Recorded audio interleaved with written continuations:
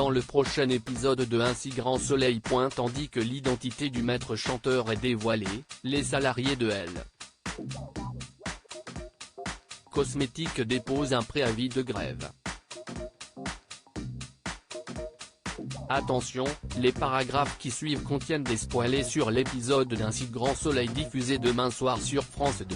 Si vous ne voulez rien savoir, ne lisez pas ce qui suit. Mardi 23 novembre dans Un si grand soleil. L'identité du maître chanteur est dévoilée. Prenant l'apéritif, Ariane profite que le petit ami de sa fille ne soit pas encore arrivé pour lui confier qu'elle a fait appel à un escorte pour combler sa solitude. Peu après, leur conversation est interrompue par Ludo qui contacte Noémie pour la prévenir qu'il ne pourra pas venir dîner. Le lendemain, Valentine informe Alix qu'elle ne pourra pas se rendre à son rendez-vous avec Joël. Pour ne pas perdre l'argent qu'elle a avancé pour la chambre d'hôtel, Alix appelle Ariane et réussit à la convaincre de tester son nouvel escort. Elle rencontre alors Joël au bar de l'hôtel. N'arrivant pas à s'enlever Ludo de la tête, la quinquagénaire préfère en rester là et règle la prestation du jeune homme avant de quitter les lieux. De son côté, Noémie passe au zoo pour prendre des nouvelles de son compagnon. Lorsqu'elle l'invite à dîner pour rencontrer sa mère, Ludo prétend qu'il n'est pas bien pour reporter le moment fatidique. Dans la mesure où il ne sait plus quoi faire, il met Alice dans la confidence. Bien que ce ne soit pas évident, cette dernière lui conseille d'avouer la vérité à Noémie pour limiter les dégâts. Pendant ce temps, Valentine est elle aussi victime du maître chanteur qui exige 2000 € contre son silence.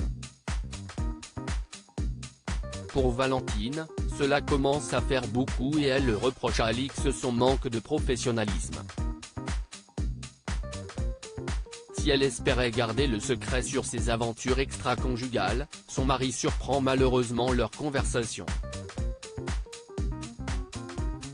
À plusieurs kilomètres de là, le maître chanteur prépare une nouvelle lettre pour sa prochaine cible. Et celui-ci n'est autre que Joël. Les salariés de L. Cosmétiques déposent un préavis de grève. Guillaume fait appel à un détective privé pour enquêter sur Laurent Berthier. En effet, l'avocat aimerait savoir si le comptable avait des problèmes personnels qui pourraient expliquer sa tentative de suicide. En parallèle, les constantes de Berthier sont bonnes mais peuvent encore basculer à tout moment.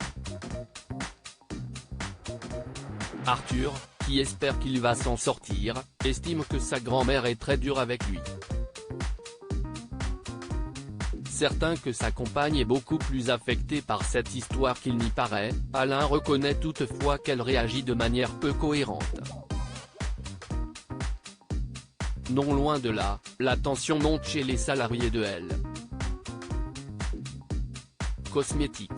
Refusant de travailler pour une femme qui ne se soucie guère du bien-être de ses employés, Bilal pense que la seule solution est la démission collective. Seulement, ses collègues ne sont pas du même avis et préfèrent mettre en place une action collective afin d'obtenir un consensus. Lorsque Myriam suggère d'attendre que Berthier s'en sorte pour savoir si son licenciement est vraiment la cause principale de son geste, Gary s'emporte. Par la suite, Henrik et ses collègues décident de déposer un préavis de grève et laissent 5 jours à Elisabeth pour revenir sur sa décision. Malgré tout, la femme d'affaires ne compte pas céder à ce chantage. Plus tard, Gary récupère Marion pour l'emmener à l'hôpital.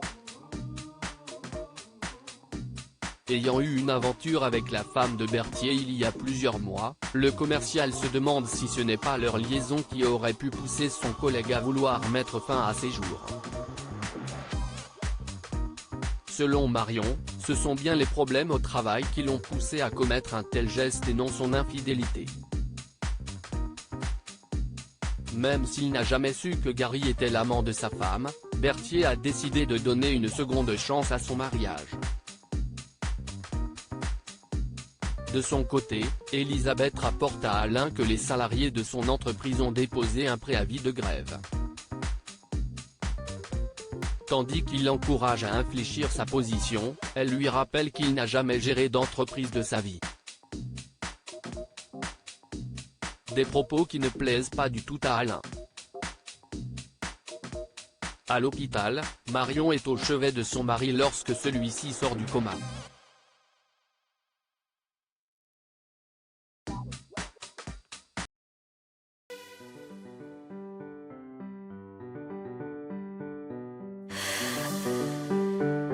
나